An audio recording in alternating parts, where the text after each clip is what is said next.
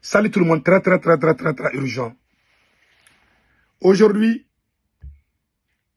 Imam Dicko est accusé par l'activiste Boubou Mabel Diawara d'être complice de l'Arabie Saoudite. Les journalistes de l'Arabie Saoudite qui sont partis à Kidal, selon Boubou Mabel Diawara, que c'est Imam Dicko qui est derrière ça. Que c'est Imam Dicko qui travaille avec les terroristes pour déstabiliser le Mali. Selon Boubou Mabel Diawara.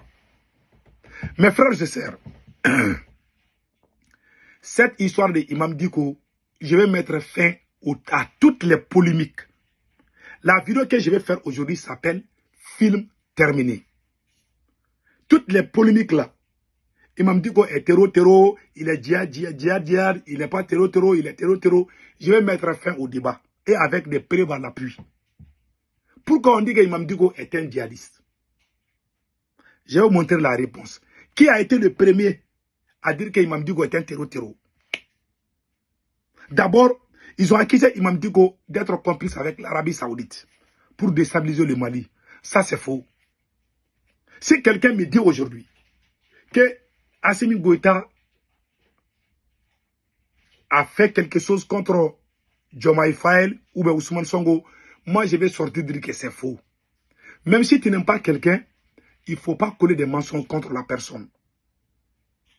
Le premier activiste qui a combattu Imam Dicko pendant le combat de M5, c'est moi. Mes anciennes vidéos sont là-bas. Il y a des gens, il y a des partisans de Imam Dicko qui m'ont même menacé, même aux États-Unis. Parce que j'étais contre lui. Mais je vous dis, en toute sincérité aujourd'hui, je ne suis pas partisan de Imam Dicko jusqu'à présent. Je ne le défends pas. Mais le premier qui a dit que Imam Dicko est un djihadiste, c'est la France. Comment ça s'est passé? Je vous laisse écouter Imam Dicko lui-même. On va traduire en même temps. C'est la France, le service de renseignement de la France qui est venu dire... Parce que Imam Dicko avait commencé à convaincre les terroristes. En ce moment, les terroristes étaient seulement à Kidal. C'est le gouvernement malien. Parce que tout le monde sait que Imam Dicko et Iyad Agali sont des amis d'enfance. Imam Dicko et Iyad Agali, c'est des amis même, des proches amis. Quand Iyad Agali partait à sa mission en Arabie Saoudite, c'est Imam Dicko qui avait la clé de sa maison à Bamako. Iyad Agali a été nommé comme ambassadeur du Mali. Iyad Agali était un officier de l'armée malienne. Deuxièmement, Iyad Agali a été diplomate du Mali en Arabie Saoudite. Nommé. Ce n'est pas un politicien qui a nommé Iyad Agali. C'est le général Amadou Toumani Touré, paix à son âme, l'ancien président du Mali, ATT, général Amadou Toumani Touré, qui a nommé Iyad Agali en Arabie Saoudite. C'est là-bas il a appris ces choses là-bas. Donc, Iyad Agali était ami avec tous les Maliens. Comme Imam Dicko était proche de Iyad Agali, le président Ibeka a appelé Imam Dicko pour qu'il aille parler à Iyad Agali. Les démarches étaient en train, les terroristes avaient cessé toutes les attaques. Parce qu'Imam Dicko, ils ont donné un projet à Imam Dicko qu'on appelle mission de bon office. Avec un budget, je ne sais pas, certains parlent de 700 millions ou quelque chose comme ça. Je ne sais pas c'est combien même exactement. Donc, Imam Dicko avait ses projets. Imam Dicko a même fait des démarches avant même, pendant la transition de 2012, pour libérer 161 militaires. Il y avait 161 militaires qui étaient aux mains des terroristes. C'est Imam Dicko qui a fait les démarches pour les libérer. Donc ils ont dit qu'Imam Dicko doit pouvoir parler avec les terroristes pour qu'ils se calment. Ce sont les autorités maliennes qui l'ont appelé. C'est lui-même qui le dit ici. La France est allée dire à Ibeka, il ne faut pas faire confiance à Imam Dicko, que Imam Dicko est un djihadiste. C'est la France, c'est l'ambassadrice de France à Bamako qui a dit. Je vais vous laisser, c'est Imam Dicko qui dit ça. Ça s'est passé il y a à peu près 10 ans comme ça. Je vous laisse écouter d'abord. Et c'est la France qui a été le premier à dire que Imam Dicko est un terreau. Donc les gens ont commencé à croire. Mais je vais vous donner encore d'autres détails aujourd'hui. Écoutons d'abord. Écoutons.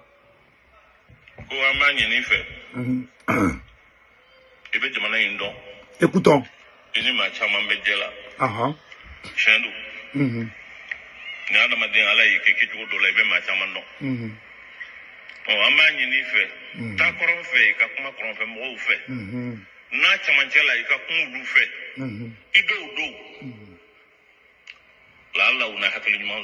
Voilà. Français ambassadeur wula kaka mobilita kata primature la. Aw be ni wele ka dado jamana mana muna. Muna. Ne kuma ime. Ne kuma ime. Ne Français ambassadeur muso wele ngomba fe na kasi. Patientez-vous, je vais traduire tout de suite. Voilà. Le président Ibrahim Boubacar Keïta avait appelé Imam Dicko pour que Imam Dicko parle avec Yada Gali. La première démarche a bien marché. Les Maliens même étaient contents. Bientôt, Imam Dicko va mettre fin. La force française était déjà au Mali. Donc, si Imam Dicko arrive à mettre fin, à créer la paix entre les hommes armés et le Mali, Imam Dicko a fait ça. Ces gens-là étaient sincères. Ils voulaient laisser même, ils voulaient quelques garanties et puis ils vont laisser tomber les choses. Imam Dicko, un envoyé de Imam Dicko qui s'appelait Amadou, quelque chose comme ça en Iran. Le gars que le premier, il y a un Touareg à Kidal là-bas là. Amadou, quelque chose comme ça là. L'armée française a bombardé ce monsieur-là. L'émissaire qui devait parler à Iyad Agali au nom de Imam Dicko a été assassiné par l'armée française d'abord. La France ne voulait pas qu'il y ait la paix entre nous et les hommes armés. La France voulait que la guerre continue. Donc l'ambassadrice française au Mali est allée parler avec le président Ibeka pour dire que non, il ne faut pas dialoguer avec les terreaux. Il ne faut pas dialoguer avec Iyad Agali. Que Imam Dicko même est un terreau. Donc, ils ont... C'est-à-dire qu'il y a une campagne contre Imam Dicko à cette époque. Le vocal que vous venez d'écouter, c'est un vocal qui date il y a plus de 10 ans. Quand Imam intervenait. Quand Imam Dicko intervenait. Ça s'est fait en 2016 ou 2015, quelque chose comme ça. C'est à peu près 10 ans. Là, la vidéo que vous avez écoutée là, ce n'est pas une nouvelle vidéo. Hein. Moi, je suis en train de dire là, pourquoi on dit qu'Imam Dicko est un djihadiste? C'est la France qui a dit ça. Pourquoi la France a dit ça? Parce que Imam Dicko arrivait à cette époque à communiquer avec Iyad Agali. Et Iyad Agali était prêt à tout laisser. Imam Dicko était en train de convaincre Iyad Agali. Iyad Agali, il y avait les démarches, étaient bien. Tout le monde était content. Même les musulmans du Mali, tout le monde était content. C'est la France qui est venue dire au président Ibeka d'écarter Imam Dicko. Que Imam Dicko est un djihadiste. Comme lui, c'est un président faible, il a accepté. Ils ont commencé à dénigrer Imam Dicko, à détruire l'image de Imam, que c'est un terroriste. C'est là où Imam aussi est rentré dans l'opposition contre Ibeka. Tout a commencé là-bas. Les divorces ont commencé depuis là-bas. Tous les gens qui parlent de l'argent, le premier qui a dit que Imam est un terroriste, c'est le service de renseignement français. Si aujourd'hui la France publie les vidéos de Imam Dicko, ils font semblant de faire. La France veut utiliser l'image de Imam Dicko depuis l'Algérie pour déstabiliser Assimi. Mais en réalité, la France n'aime pas Imam Dicko. Je vous garantis ça aujourd'hui. Même jusqu'à présent, la France n'aime pas Imam Dicko. Moi-même, j'ai dit, moi-même, je croyais que Imam Dicko était un terroriste. Moi-même, j'ai dit ça. Mais c'est faux. Il n'est pas terroriste. Je vous garantis ça aujourd'hui. Il n'est pas terroriste. Hein. C'est-à-dire, au Mali, quand tu veux régler les choses là, pour t'écarter là, il faut qu'on garde ton image. Tu as vu quand Assimi Goïta a arrêté Maître Muntaka, avocat maître, il dit que c'est un terroriste. C'est-à-dire, pour que les gens te détestent, il suffit de dire que tu es un terroriste. Les gens vont commencer à te haïr sans raison, sans chercher à comprendre. Parce qu'il y a des gens qui sont bêtes. Donc voilà la raison. Quand la France a dit, c'est devenu monnaie courante au Mali. Les gens commencent à dire. Mais nous, les révolutionnaires du M5, on a travaillé avec Imam Dicko jusqu'à la chute du président Ibeka. C'est Imam Dicko qui était l'autorité morale du M5 RFP. Donc, même Imam Dicko est parti en Algérie là. C'est un piège des militaires. Quand il est parti, on a commencé à gâter son nom. On a dit qu'il a rencontré Iyad Agali. On a vu sa photo avec le journaliste Wassim Nasser. Tout ça, quand on a vu ça, là, les gens ont commencé à se fâcher. Donc Imam aussi est resté là-bas. Chaque année, Imam Dicko partait en Algérie. Ils ont tenté de faire la même chose avec Dr Choguel Kokala Maïga. Ils ont dit à Dr Choguel Kokala Maïga de fuir, il dit qu'il ne va pas fuir. Si Choguel avait fui le Mali, ils allaient dire qu'ils allaient monter toute pièce de conneries contre lui. Il est resté. Il est en prison aujourd'hui.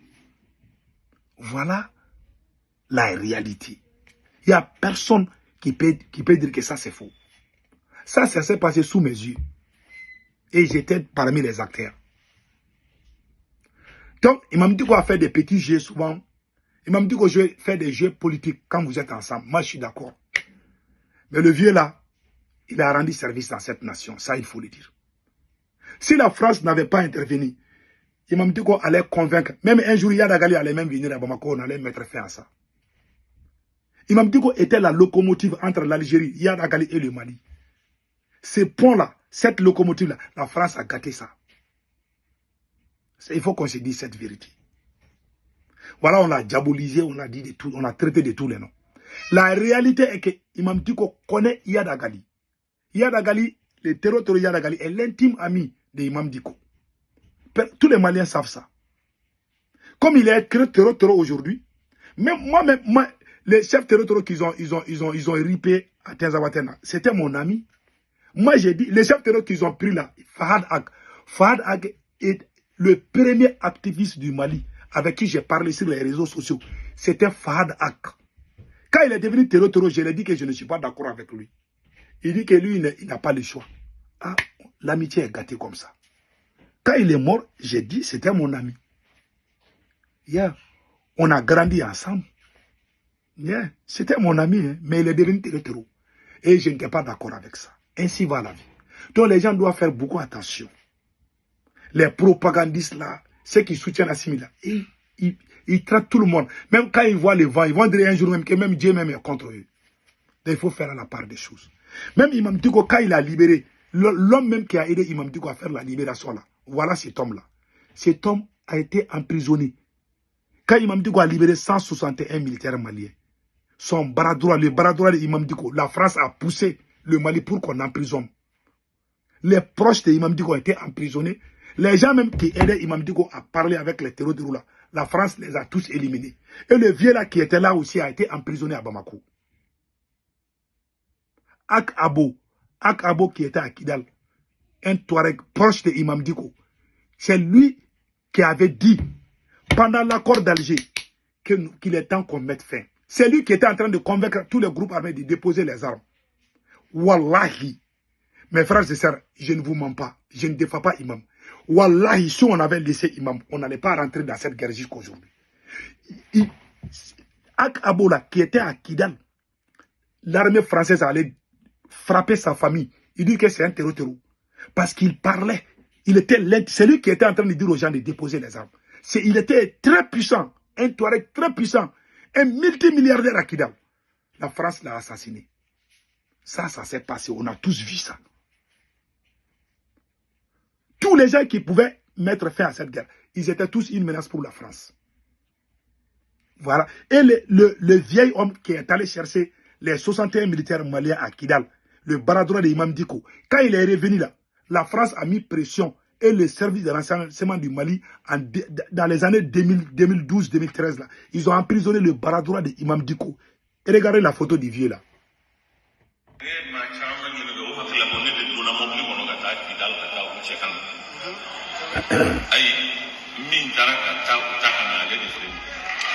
Voilà. Imam Dicko dit que c'est le vieux là. C'est lui qui est allé prendre les 61 militaires maliens là. C'est Dicko qui l'a envoyé là-bas.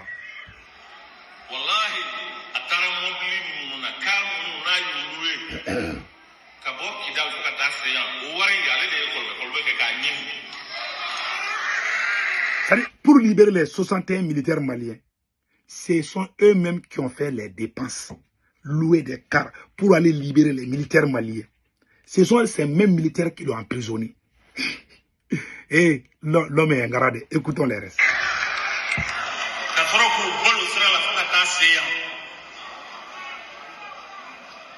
On n'a pas eu droit à une lettre de remerciement. 161 soldats maliens.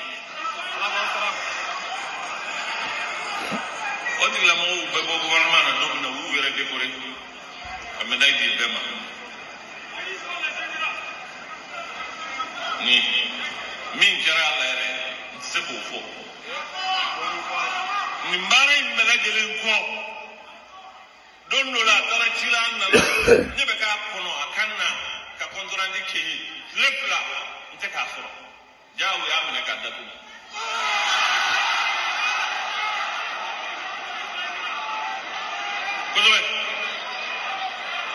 We are Nakata. Nena Ningalike Fata, Jabi Bulula. Sécurité de taille à Minagata. Néo-Wélé. Nyami Foué, Tessoka.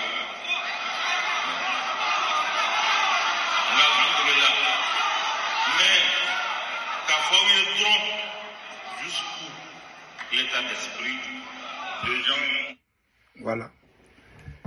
Ils l'ont emprisonné, lui ont été obligés d'intervenir pour qu'on le libère. Voilà l'ingratitude. Donc, en quelque sorte, voilà pourquoi les gens disent que Imam Dicko est un terreau. La vérité est que Imam Dicko est l'intime ami du chef terreau Iyad Agali. Ça, c'est une vérité. Mais il n'est pas terreau. Mes frères et sœurs, mettons les choses dans leur contexte. La haine ne doit pas nous pousser à être aveugles. Imam n'est pas terreau. Il connaît les terreaux. Il peut les parler. Mais il n'est pas terreau. Il y a des gens, il y a des milliers de personnes qui sont à Bamako, qui connaissent où se trouvent ces terreaux, qui peuvent faire des démarches comme Imam Dicko. Comme lui, c'est une grande personnalité, c'est lui qu'on peut parler. Il y a des gens à Bamako. Il y a des militaires qui sont allés rendre visite à Amadou Koufa. Il y a un officier de l'armée malienne en 2018 qui est allé voir Amadou Koufa pour parler avec lui. Quand il est revenu, on l'a sanctionné. Les gens connaissent où se trouvent ces territoires-là. Ces territoires-là ne sont pas... Les Maliens, Assimi Goïta, c'est où se trouvent les territoires, ils le savent. Ils le savent. Donc, fin de citation. Que Dieu bénisse les Maliens.